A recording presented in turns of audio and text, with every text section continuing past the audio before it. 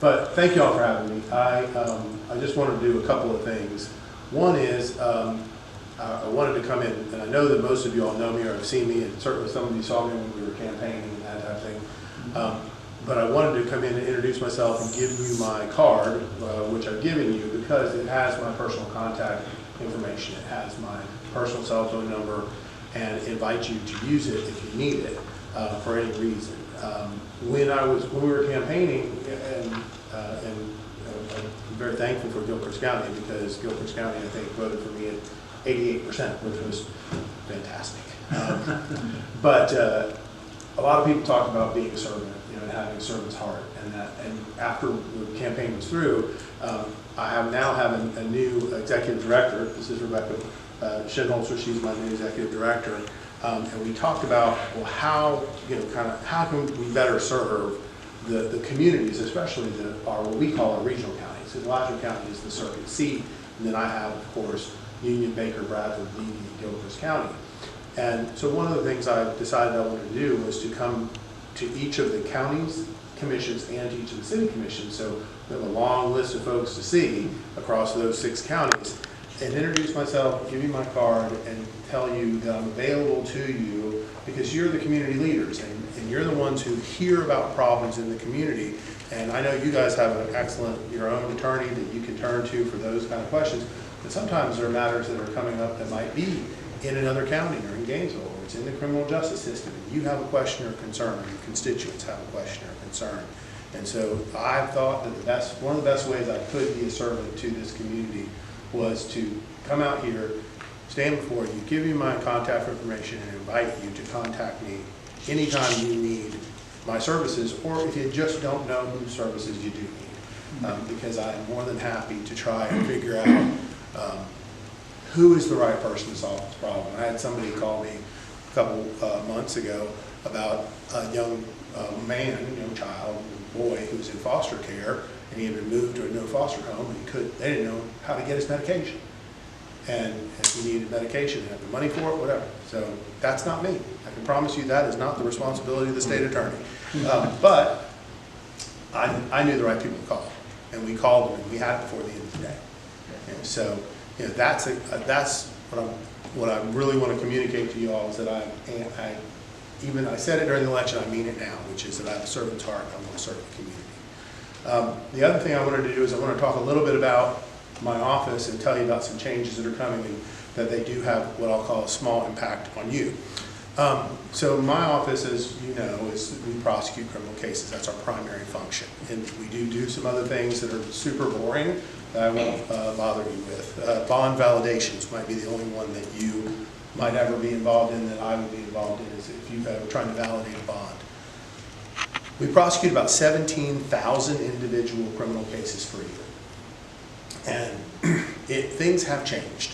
And certainly in my 31-year career in prosecution, things have changed. And the number one place where they have changed is in an area called digital forensic evidence. So, and I don't know if some of the regional counties, some of their law enforcement have body cameras, some don't have body cameras. But that is the most common form of digital forensic evidence that has changed. I can look over here and I see a body camera. So I'm going to assume you all do have body cameras. And that's the most common place that it's changed, is in body cameras. But it's not just body cameras. It's that camera right there. It's license plate readers. It's surveillance cameras. It's ring cameras. And so in 2023, we downloaded 26,000 individual files per month. Okay? And this is where our business is changing. And so the way that works is just like if you wanted to watch something on YouTube or Netflix, I have people who click till they find what they're looking for, and then they download it, okay?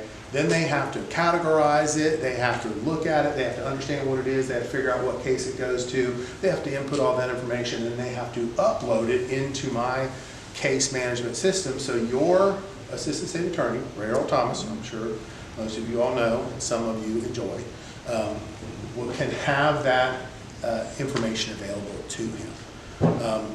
And That is an unsustainable process. It's not going to get smaller in the next, time going on. It's going to get more. So we have implemented a system to fix that, and that system is it's a digital forensic evidence management system that essentially allows an agency. For instance, the Gilchrist County Sheriff's Office, they have a couple of different ways they'll now be able to interface with us. One is that when they need to send us something, or when we request information from them, we'll simply send them something that looks just like an email. They'll drop and drag it in whatever they're trying to give us, and it'll shoot it off, and it'll go right into the system. It's already categorized. No one has to upload it. It tells the system what it is and all that. But it's also for your citizens. So it used to be if a citizen would come into our office and say, I've got pictures on my cell phone of what happened. I've got a video on my cell phone of what happened. Or I've got it back home on my computer. We would have to, in some instances, we'd have to take their phone from them and then take the phone to the sheriff's office and get the sheriff's office to download it. Or maybe out here we might have to take it to Gainesville to have the Gainesville Police Department download it, because they'll help us with stuff like that. It's not like that anymore. Now we're able to send you something on your telephone. You can select it right out of your photos or your videos, click on it, and it goes right into our system, and it indexes it right into that system. So it's convenient for the citizen, and it's convenient for the agency. Now the agency can elect to implement something that's called an API. And that essentially allows their case management system to talk to our records management system, so that they don't have to have a human being who sits there and answers our requests for information, because we're constantly bombarding them with, hey, we need all the video from this, we need that, we need the reports from that. It will allow those two systems to talk together. So our hope is that moving forward, and we already have Baker County is up and running with our system, that moving forward, it'll be a labor savings for the sheriff's office if they choose to go in that direction. There is some amount of cost associated with that, but I'm guessing that in the future they'll be able to recoup that cost by saving labor or redirecting labor that was being spent on answering requests from the state attorney's office to serving the people of Gilchrist County. Right. So that does cost, and ultimately the cost, I'll tell you the number, so we're not like I'm holding back on you, is $8,800 to Gilchrist County.